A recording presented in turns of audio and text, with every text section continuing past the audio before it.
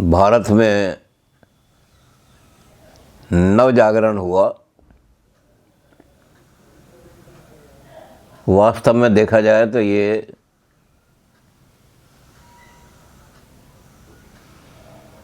सारे हिंदुस्तान के लोग जो 1857 की क्रांति में हार गए थे, रह गए थे, उन सब के मन में एक विचार ये आया कि इतनी बड़ी क्रांति होते हुए भी हम लोग हार गए, उसमें क्रांति सफल नहीं हुई, कहीं हमारे अंदर कुछ कमी है। तो अपनी कमियों को देखने के लिए बहुत सारे लोग लगे हुए थे। इसको कहते हैं नव जागरण का समय। राजा राम मोहन राय थे, रविन्द्रनाथ टैगोर थे, इनके भाई थे, और बहुत सारे लोग ऐसे थे जो अपने समाज की कमियों को देखने के लिए लग गए कि उनमें सुधार करके समाज को दृढ़ बनाएं। अगर समाज हमारा जो है अपनी कमज़ोरियों को दूर नहीं कर पाएगा तो फिर हम दोबारा गुलामी से कभी अपने आप को मुक्त नहीं कर पाएंगे। एक बार हार गए हम। तो ये नवजागरण वाले लोग जो थे ये बड़े चेतना वाले थे, इनके अंदर चेतना शक्ति बहुत तक तकड़ी। सदियों तक गुलामी के बाद इन जंजीरों को काटने के लिए जो खड़े हुए थे लोग, बड़ी पैनी निगाह से इन्होंने एक एक चीज़ को देखा। तो इनमें ऐसे लोगों में स्वामी कहें या ऋषि कहें, ऋषि दयानंद जी का स्थान बड़ा ऊंचा माना जाता है, जिन्होंने देश को जगा दिया और जगा करके समाज की कमियों को दूर करके समाज को अच्छे आधारों पर खड़ा कर दिया। अब इनका जन्म तो ऐसे घर में हुआ था जो बड़े पक्के शिव भक्त थे, भगवान शंकर की पूजा करने वाले लोग थे, शैव थे ये। गुजरात के अंदर टंकारा नाम की एक जगह है, वहाँ इनका जन्म हुआ था और बचपन में इनका नाम मूल शंकर रखा गया था। तो जैसे एक परिवार के अंदर परंपराएं थीं, व्रत रखो, पूजा करो, आस्था करो, जल चढ़ाओ भगवान पर, सारा उसी का पालन करते हुए इन्होंने शिवरात्रि का व्रत रखा। और शिवरात्रि के व्रत में रखने के बाद ये होता है कि रात को जागो। 4 पहर का जागरण जो होता है वो मोक्षदायिनी होता है, मोक्ष देने वाला होता है।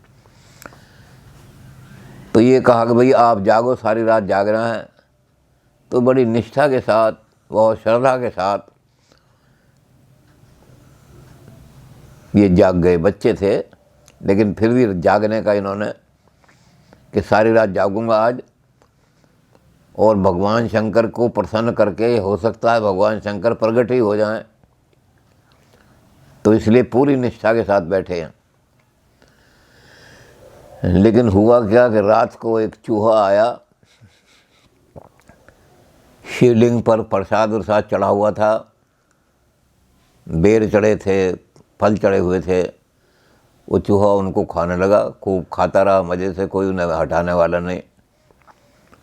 और उसके बाद उसने क्या किया, चूहे ने खाना खाने के बाद अपना मल और मूत्र वहीं त्याग दिया। वैसे भी चूहे का स्वभाव ये होता है कि जब चलता है तो मल त्याग करता हुआ चलता है, पता लग जाता है कि यहाँ से चूहा गया है कोई निकल के। तो इनको रात को ही प्रबोध हो गया कि जो जड़ है, पत्थर है, जिसमें चेतना ही नहीं है, वो भगवान कैसे हो सकता है। और ये उसी समय खड़े हो गए। पिताजी को इन्होंने कहा, पिताजी तेरा झूठा है ये शिवाला। पिताजी कहने लगे क्या हो गया इस बच्चे को। कहने लगे रात को एक चूहा आया और शिव जी की मूर्ति पर चढ़ गया, मल और मूत्र कर डाला। शिवाजी तेरा ये झूठा है, पिताजी तेरा झूठा है शिवाला। और कहने लगे मैं तो अब सच्चे शिव की खोज में अब निकलने वाला हूँ। जो सच्चा शिव है, शिव का मतलब कल्याण करने वाला है, जो सारे संसार का कल्याण करने वाला है, उसकी खोज के अंदर मैं निकल रहा हूँ। अब पिता को ही लगा कि बालक है, छोटी आयु है, बहुत समझाया लेकिन नहीं उन्होंने। तो शिवरात्रि के दिन ऋषि को ज्ञान प्राप्त हुआ। ऋषि बोध शिवरात्रि जो है वो ऋषि बोध उत्सव कहलाती है, यानी जिसके अंदर छुपी हुई प्रतिभा तो थी। जो चाहता तो था कि ऊंचे से ऊंचा रहस्य संसार का खोज के निकालूं, लेकिन वो श्रद्धा के अंदर, आस्था के अंदर और जो घर के अंदर जो चलते थे पाखंड, उन सबके से अंदर वो सारी दबी हुई थी। और वहाँ बैठ कर के जब उनको ज्ञान हुआ तो जैसे बुद्ध को ज्ञान हो गया था, बुद्ध खड़े हो गए थे, बोधि वृक्ष के नीचे ज्ञान हुआ था, ऐसे ही इनको शिवरात्रि के दिन ज्ञान हो गया कि ये शिवाला जो है ये सच्चा नहीं है, ये सच्चे शिव नहीं है और मैं असली शिव। तो खैर ये घूमने के लिए निकले असली खोज में। लगभग 10 साल इन्होंने भारत का भ्रमण किया। जहाँ जहाँ भी ज्ञान के केंद्र थे, काशी है, प्रयाग है और भी हरिद्वार है, जहाँ जहाँ ज्ञान का उन्हें पता लगा कि ज्ञान मिल सकता है, वहाँ गए। वहाँ के जो ज्ञानी महात्मा थे उनसे मिले, उनसे जो ज्ञान प्राप्त हो सकता है वो ज्ञान भी प्राप्त किया। और कई जगह जहाँ ऐसे लोगों से मिले जो पौराणिक थे,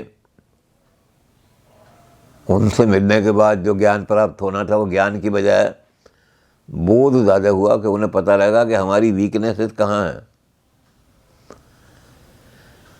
तो जो आदमी ज्ञान बटोरने चला है वो अज्ञान में से भी ज्ञान निकाल लेता है। तो जहाँ ऐसे लोग मिले सारे हिंदुस्तान में, जो बड़े कर्मकांडी पौराणिक थे, उनमें से भी इन्होंने ज्ञान ये निकाल लिया कि ये चीज़ है जो हमें ख़राब कर रही है। पता लग गया कि ये चीज़ें हमें 10 साल घूमते घामते ये मथुरा में पहुँचे और वहाँ जाकर के इन्हें पता लगा कि यहाँ एक बहुत ही बड़े संत हैं, साधक हैं। तो ये तो इसी तलाश में घूम रहे थे हिंदुस्तान में सारे में, तो ये वहाँ चले गए। उनका नाम था ब्रजानंद। स्वामी ब्रजानंद जो थे वो प्रज्ञाचक्षु थे। भीतर के पट जब खुले, जब बाहर के पट दे। जो आदमी संसार से, बिल्कुल संसार के माया से, मोह से, भौतिक सारे आकर्षण हैं, उनसे अपनी आँखों को हटा लेगा, अपनी आँखों के अंदर उनको नहीं आने देगा भौतिक चीज़ों को, उसके अंदर आत्मा का प्रकाश जाग जाएगा। बाहर के पट जब बंद करेगा तो अंदर के पट खुल जाएंगे। तो ब्रजानंद जी के अंदर के पट खुले हुए थे। वैसे तो ब्रजानंद जी बहुत बड़े व्याकरण के विद्वान थे, वैयाकरणिक थे वो। उनसे ज़्यादा वहाँ कोई मथुरा के अंदर बड़ा व्याकरण का विद्वान दिखाई नहीं देता था। सभी मानते थे कि अगर कोई व्याकरण का व्यक्ति है तो ये है सारा। लेकिन व्याकरण के साथ साथ उनको वेद ज्ञान भी बहुत था। तो ये उनके पास रहे, 3 साल रहे लगभग। 3 साल में इन्होंने क्या किया कि जितना ज्ञान उनके पास था, ख़ास तौर से व्याकरण का जो ज्ञान था, कि व्याकरण में तो ज़रा सा भी आदमी इधर से उधर हो जाए तो कुछ का कुछ अर्थ निकल जाता है चीज़ों का। अगर व्याकरण बिल्कुल सही ज्ञान है आदमी का तो हर एक श्लोक का, हर एक मंत्र का वो ठीक अर्थ निकाल सकेगा। तो 3 साल में इन्होंने ऐसी व्याकरण सीखी उनसे, और व्याकरण के साथ साथ वेद ज्ञान भी जिससे इनको पता लग गया कि वेदों का असली ज्ञान क्या है। और लोग उसको तोड़ मरोड़ करके, व्याकरण का ज्ञान न होने के कारण से लोग इसके कुछ के कुछ अर्थ कर रहे हैं। ओम शन्नो देवी रिष्टे आपो भवन्तु। अब शन्नो देवी जो है, शन का मतलब होता है शमन करना, शांत करना। लोगों ने क्या किया कि शन्नो देवी का लफ्ज़ सुनते ही उन्होंने कह दिया ये तो शनिचर का मंत्र है, शनिचर कोई देवता है क्योंकि शन लिखा हुआ है तो शन्नो। और जबकि शन्नो का मतलब होता है शांति करने वाला। तो ऐसे बहुत सारे मंत्र हैं जिन मंत्रों को तोड़ मरोड़ करके लोगों ने, तो इन्होंने उन मंत्रों का सही ज्ञान कैसे करना है, कैसे व्याकरण के द्वारा सही अर्थ निकालना है, सारा विरजानंद जी का जितना ज्ञान था अपनी झोली में बटोर लिया सारा। विरजानंद को ऐसा शिष्य नहीं मिला और दयानंद को ऐसा गुरु नहीं मिला। इतना ज्ञानी गुरु, खास तौर से व्याकरण का इतना बड़ा गुरु सारे में ये घूम आए, हिंदुस्तान में कहीं नहीं मिला इतना बड़ा। अब जब ये 3 साल के बाद चलने लगे तो इनके गुरु जो थे उनको एक चीज़ बहुत पसंद थी, वो थी लवंग, लौंग जिसे कहते हैं, लौंग। तो ये चलने लगे तो इन्होंने कहा गुरु को जाकर के भेंट करूँ, मैं जा रहा हूँ और जो गुरु को पसंद है वो उनको भेंट कर दूँ जाके। तो इन्होंने लौंग इकट्ठी की बहुत सारी और लौंग इकट्ठी करके गुरु के पास ले गए। जब गुरु के पास गए थे तब भी गुरु ने परीक्षा ली थी। इन्होंने जाके जब दरवाज़ा खटखटाया तो विरजानंद जी तो प्रज्ञा चक्षु थे, दिखाई नहीं देता था, आम भाषा में कहते हैं अंधे थे वो। लेकिन अंधे को हम अंधा नहीं कहते, हम कहते हैं प्रज्ञा चक्षु।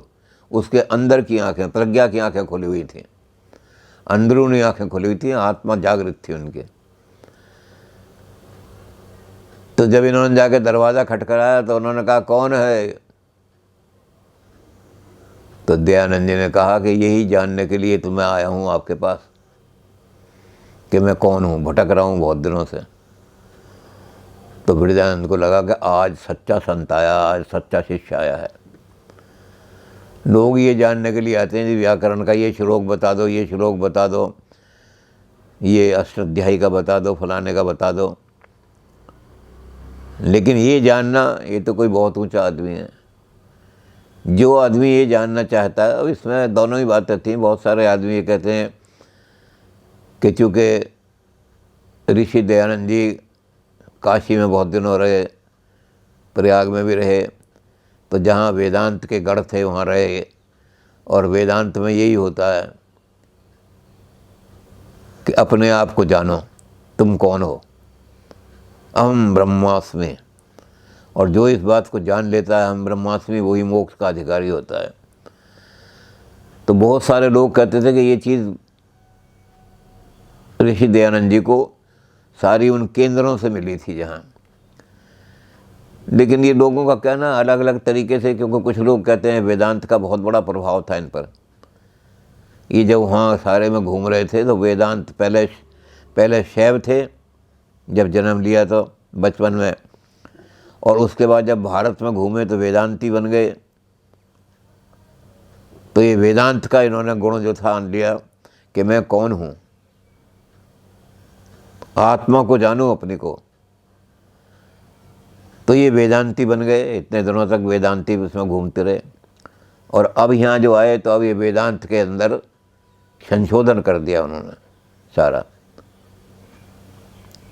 लेकिन विरजानंद जी ने जैसे ही देख सुना कि मैं यही जानने के लिए तो आया हूँ आपसे कि मैं कौन हूँ, तो उन्हें लगा ये कोई छोटा मोटा शिष्य नहीं है।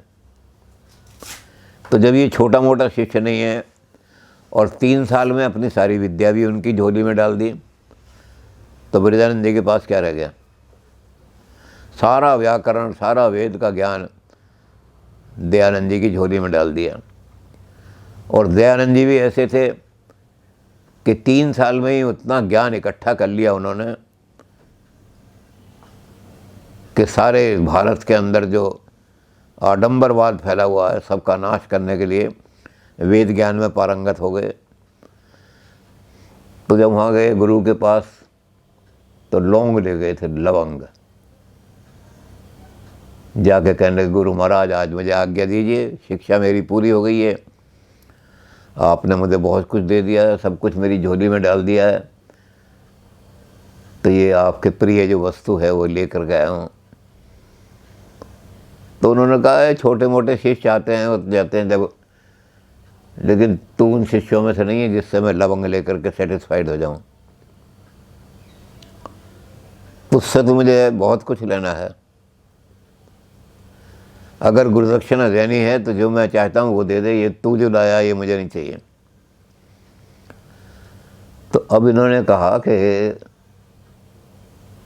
पता नहीं क्या मांगे गुरु, क्या मांग लें, लेकिन उन्होंने वायदा कर लिया कि मैं आपका बहुत कृतार्थ या बहुत ही हूँ आपका, क्योंकि जितना ज्ञान आपने मुझे दिया है, मैं सारे हिंदुस्तान में घूमा हूँ, उतना ज्ञान मुझे नहीं मिला कहीं भी, तो मैं आपका बहुत आभारी हूँ, सारा ज्ञान आपसे लेकर के अपनी झोली में जा रहा हूँ, इसलिए जो इस ज्ञान के बदले में आप मुझसे लेना चाहते हैं। तो उन्होंने कहा कि तू एक चीज़ दे दे मुझे,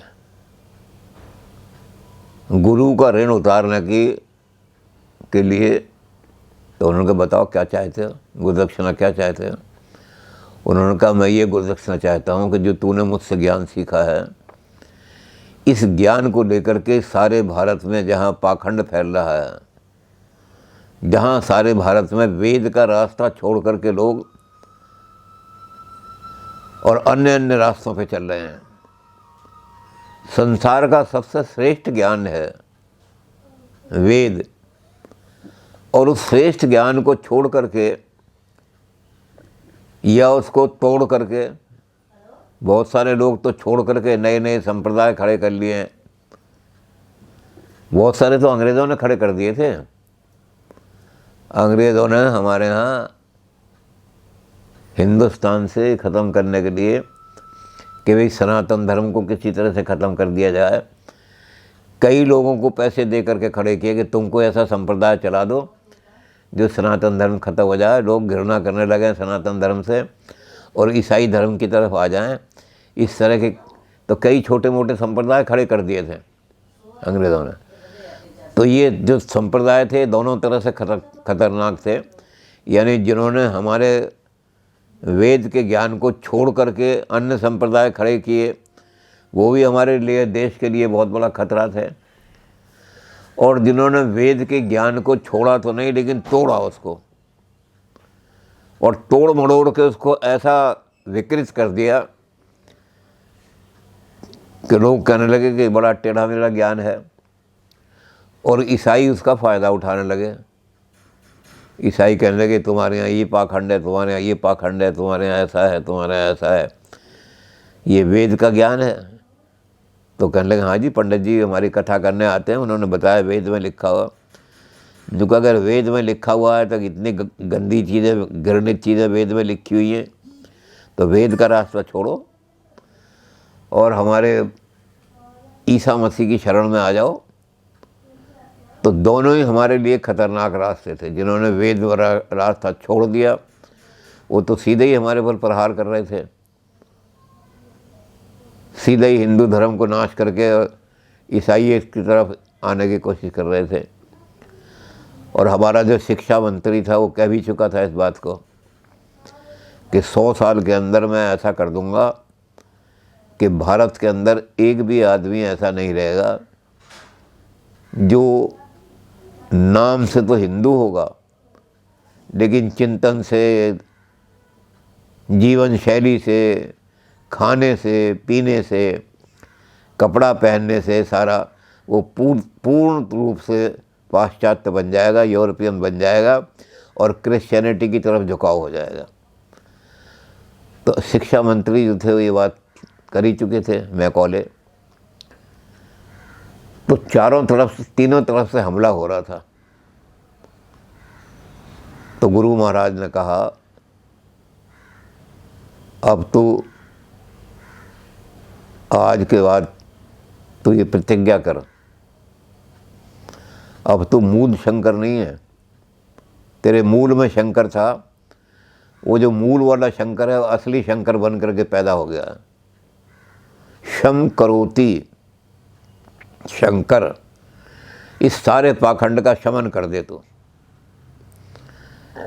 मुझे और कोई आदमी दिखाई नहीं दे रहा ऐसा। एक तरफ तो पोंगापंथी ब्राह्मण हैं, कर्मकांडी ब्राह्मण हैं, एक तरफ ब्राह्मणों को ने धर्म का नाश कर रखा है, और एक तरफ वो लोग जो सीधे हमारे ऊपर चोट कर रहे हैं कि हिंदू धर्म तो पाखंडियों का धर्म है, हिंदू धर्म तो गिरे हुए लोगों का धर्म है, नीच लोगों का धर्म है, क्रिश्चियनिटी की तरफ आओ। तो सब तरफ से जो हमारे ऊपर ये आघात हो रहा है, इस आघात को तोड़ने वाला तो ही एक दिखाई दे रहा है मुझे। इससे सारे देश में गुरुदक्षिणा दे, मेरे हाथ में हाथ रख करके, जल लेकर के मेरे हाथ में गुरुदक्षिणा दे कि मैं सारे देश में वेद ज्ञान लेकर के, जो आपने वेद ज्ञान दिया है, और मुझे वेद ज्ञान का सही, वेद के अर्थों का सही, कैसे उनका सही अर्थ निकालना है, ऐसा व्याकरण का भी ज्ञान दिया है। तो मैं अब सारे देश में सच्चा वेद ज्ञान फैला करके और सारे देश का अंधकार दूर करूँगा।